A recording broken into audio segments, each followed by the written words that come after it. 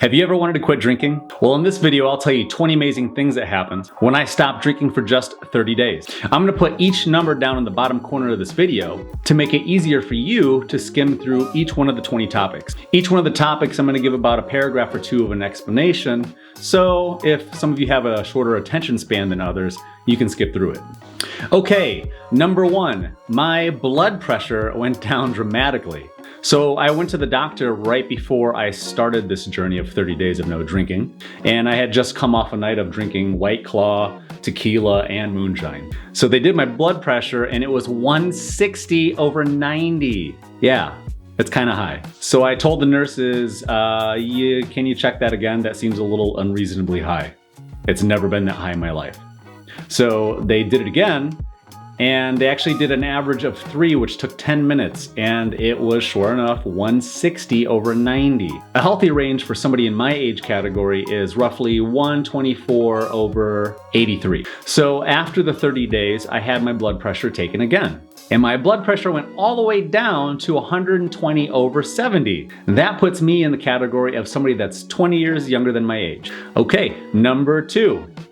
Better quality of sleep. So the first week was a little inconsistent, but now I'm naturally getting tired at a normal time, and I'm waking up at a normal time. But just quitting drinking alone doesn't do this. It's also having a healthier diet, less fast food, not eating before bed, less sugar, less caffeine, and less of, whatever else you're doing too. Also, if you're quitting alcohol, but say not quitting weed, you're still affecting your ability to get to REM sleep, which is the most critical and important stage of rest. Number 3, I dream again. Because I'm actually hitting REM sleep, which alcohol and other substances keep you from doing, you're not hitting that quality level of sleep where your body recuperates. Number 4, improved memory. I now seem to have less ADD than I normally do. I'm actually diagnosed with adult ADHD, and I always worry about things falling out of my short-term memory. And now I can recall names and dates and things on my to-do list a lot easier now. Number 5, improved concentration and mental clarity. So you may be already noticing a pattern that one thing goes into another thing. And it's true. Your brain is a supercomputer, and the more resources that we give it, like sleep, diet, exercise, the more we can do overall. But what I noticed specifically is that I'm able to have deeper levels of concentration, and I'm more fully aware of what I've put on my brain's table, so to speak, versus having great thoughts and ideas and getting overwhelmed and having those ideas kind of get lost in the brain fog. You know what I'm talking about, the brain fog. Number 6, higher productivity. Because I have more improved memory and better concentration, I have higher productivity. And now that I've had all this extra free time, I've gotten a lot more done.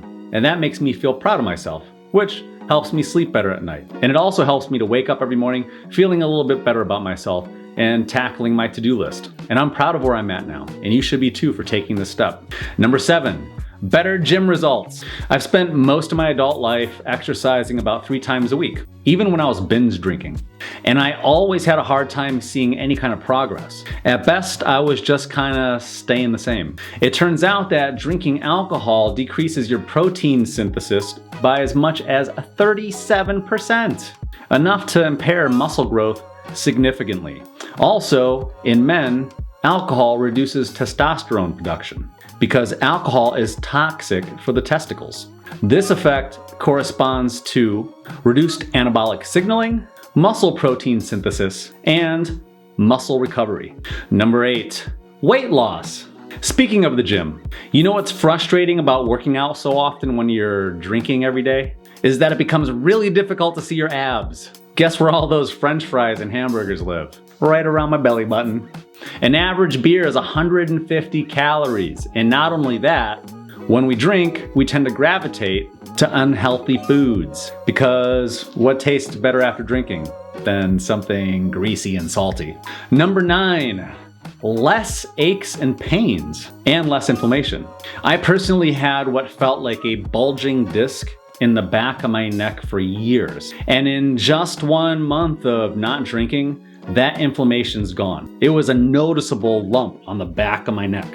So now when I wake up, I don't feel like I have to crack my neck or stretch every day. I even had one of those devices that hang on top of your closet door and your head sits in this cradle and you pull the string up and it lengthens your neck. Not only that, but I also don't feel like I have the same blood flow issues that I used to have every morning when I wake up. I would get intense pressure in my head and behind my eye, and I just felt like my blood wasn't circulating the right way. And you know what else I don't have? Cold, clammy hands and feet. It's a thing. I've also experienced less tinnitus, which is the ringing in your ears. And since I don't have any more hangovers, I don't have any more headaches. And I'm also having more regular bowel movements. You know what else I noticed? I've also had dry, itchy spots on my skin that were there for months and years. And I actually just checked at day 30, and some of those spots have gone down dramatically. So less itchy skin too. We'll put that one on the list. It'll be an honorable mention. Number 10, I have way more time to achieve my goals. Since I'm not drinking anymore, I have less anxiety and less depression, which I'm willing to guess that you're also experiencing. I wake up in the morning now knowing that I can count on me and go to bed at night knowing that I did things all day to make my life better.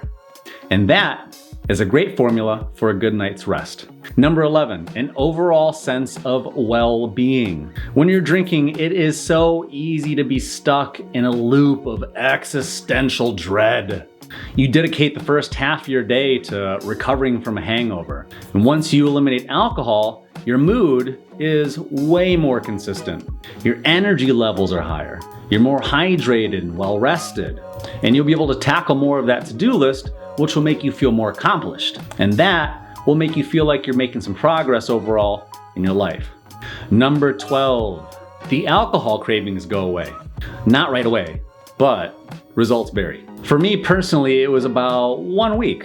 Day 1, my craving level was probably a 6 out of 10. And day 2, it was probably an 8 out of 10. And day 3, it was also an 8 out of 10. But again, that was me personally. But after day 3, my cravings went down to about a 5. And then after about 5 days or so, that level of craving went from about a 1 to a 4. Now, it doesn't mean that the thought didn't pop in my head, and it's not like the thought might not pop into your head. You're capable of tens of thousands of thoughts in a day. And I know that I have an addictive personality. So my main focus was to find something to replace alcohol, which also included replacing the bar scene and the usual suspects from the bar scene. I chose to replace my love of drinking, who doesn't love drinking, with something that I actually love and find value in, which for me was my art, my photography, my videography, this channel. I will say though that with regard to cravings, my cravings for sweets actually went up. Now, I'm not a sugar person, but eating sweets can cause your brain to release dopamine, the feel-good chemical.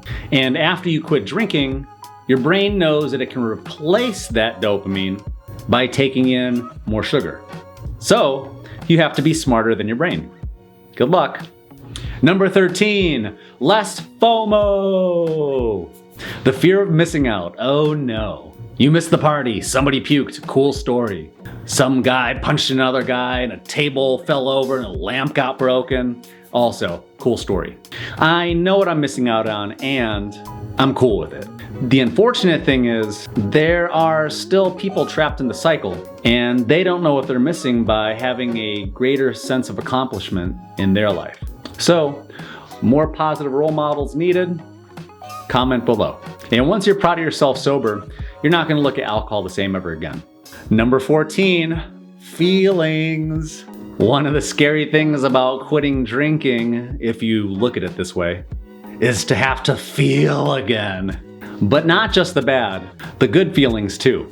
The wholesome ones, the loving ones, the vulnerable ones. Basically, you've not gained any experience on getting through your emotions.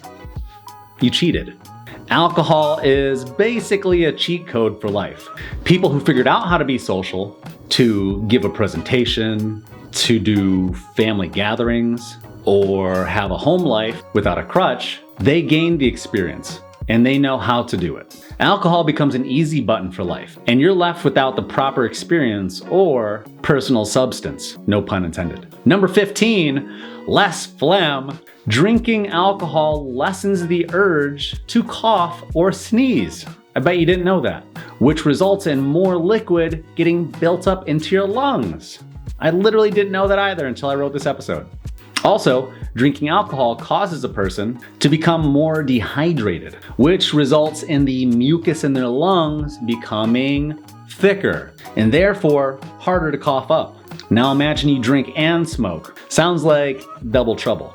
Number 16, less baggy eyes. Now, I know I still have baggy eyes. Don't judge me or comment. Do you still have baggy eyes? I know, but they're less baggy. And because I have less congestion and I'm well hydrated, I have less phlegm. I breathe easier. And my face looks less puffy. My skin looks better, and I just feel better overall. People start to notice. You can actually go back to some of my earlier videos and see how much luggage I was actually carrying under these baby browns. Number 17, do you like money? Well, guess what? You're gonna have way more money. During my worst times, I was spending on average about $30 a night going out drinking and whatever. So my fun trade-off was to take the money that I would have spent on booze and spend it on things that I might want or need. And yeah, you're still spending the same amount of money, but it's okay if you have it because now you're surrounded by things that you can actually use instead of stuff that went down the toilet. Number 18, you'll have more energy. Again, as you can see, one thing kind of leads to another.